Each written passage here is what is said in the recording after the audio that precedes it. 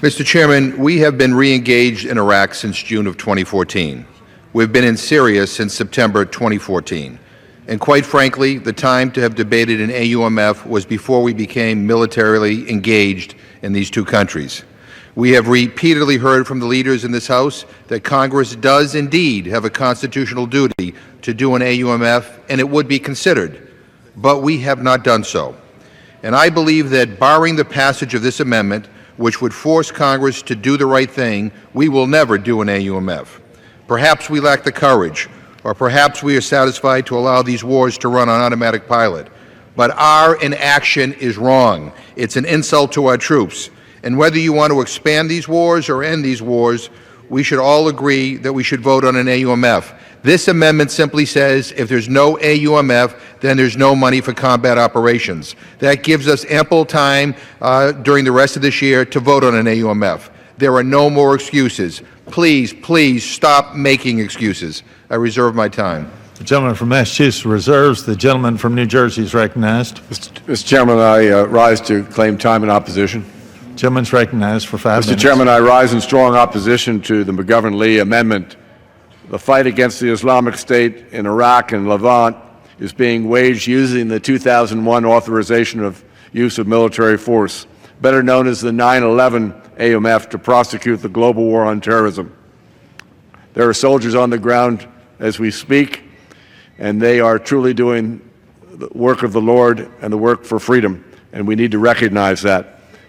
Our nation needs to retain this validated, congressionally approved authorization for use of military force to contain the fight against terrorism around the world. The Commander-in-Chief needs it. This amendment makes a major policy change that does not belong in our bill, and I reserve the balance of my time.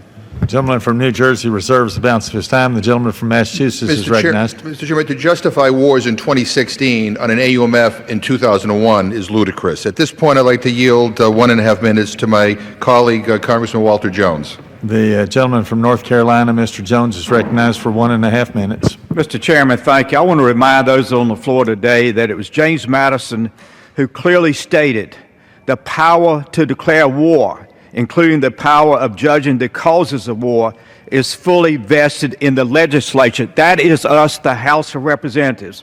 The McGovern Amendment is an amendment of frustration because, as it has already been said, we have not been permitted to meet our constitutional responsibility to debate war policy for the country. We have sent 5 letters to the former Speaker, John Boehner, asking for this ability to have an AUMF on the floor for debate. No answer. This is a bipartisan group who wrote the letter. We have now sent 3 letters to Paul Ryan asking that we meet our constitutional responsibility. No answer. We are frustrated. We need to meet our constitutional responsibility. My last point I want to make very quickly. In December of this year, we had Secretary Carter before the Armed Services Committee, which I served. We had General Dunford before the committee for which I served. I asked them the question, do you think the Congress should debate and pass a new AUMF? Let me give you Carter's answer. I think it is desirable to have a new AUMF. General Dunford, I absolutely believe that a clear and unequivocal statement of support for the men and women in uniform that are prosecuting the war is absolutely necessary. It would be so helpful if we could pass a new AUMF. So in closing, I say this. If we want to meet our constitutional responsibility and we upheld our hands to swear to God that we would, then let's not send our young men and women to die around the world based on 2001 and 2002. I yield back the balance of my time. The time of the gentleman has expired. The gentleman from New Jersey is recognized. Mr. Chairman, I'd like to yield time to my ranking member for any comments he may wish to make. The gentleman from Indiana is recognized. I appreciate the chairman acknowledging and giving me time. I do rise in support of the amendment. There is no question of sacrifice being given by our troops. We, as members of the Congress of the United States, ought to clearly define the purpose of their sacrifice. The authority being used today was written in 2001. The world has fundamentally changed. That act talked about using all necessary and appropriate force against the persons or entity associated with the September 11th attack. So I do think it is our responsibility to balance the powers of the executive under the Constitution and have that fulsome debate. The gentleman, if it was adopted tomorrow morning, would have an effect on funding on the best day possible. This bill does not become law until October 1st. That gives us plenty of time. I do appreciate the chair very much yielding. For the balance of my time. Gentleman from New Jersey reserves. The gentleman from Massachusetts is recognized. I thank the ranking member, and I yield 1.5 minutes to one of the sponsors of this amendment, Congresswoman Lee of California. The gentlewoman from California is recognized for 1.5 minutes.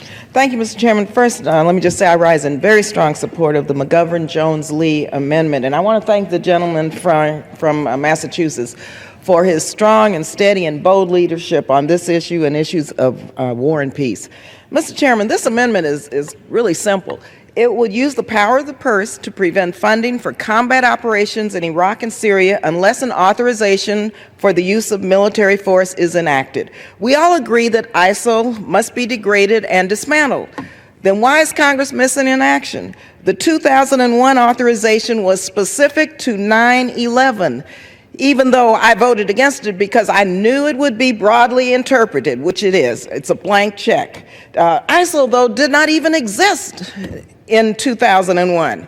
Every day, more bombs fall and battlefield expands. We've already spent more than $10 billion. That's $615,000 per hour. Congress needs to show up for work, muster its courage, and exercise its constitutional responsibility for debate and a vote on the ongoing war in Iraq and Syria. We owe nothing less to our brave men and women who are in harm's way. It's past time to force a debate and vote on this issue, and I want to thank the gentleman again for his tremendous leadership and continuing to beat the drum until we get this done. Thank you. Gentlelady yields back. The gentleman from New Jersey is recognized. Continue to reserve, Mr. Chairman. The gentleman from New Jersey continues to reserve. The gentleman from Massachusetts. May I is inquire how recognized. much time I have remaining? The gentleman from Massachusetts has 3/4 of a minute. 3, okay, all right.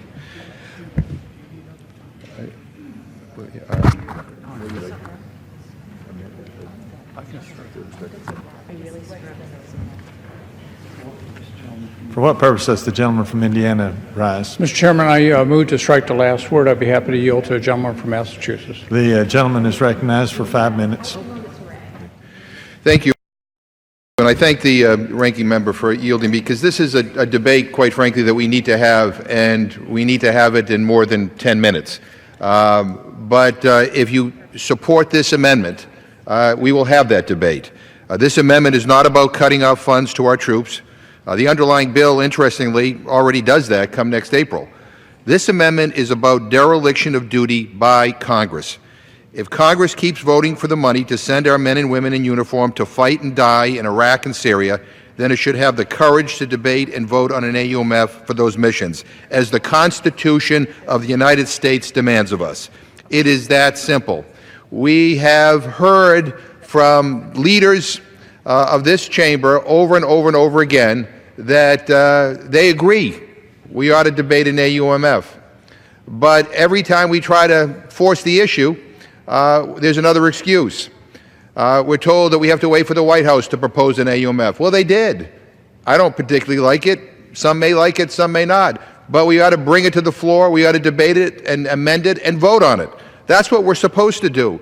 But there's something very, very wrong about the fact that we have so many men and women in harm's way right now, some of them who are losing their lives because of their deployment, and we are content to do nothing.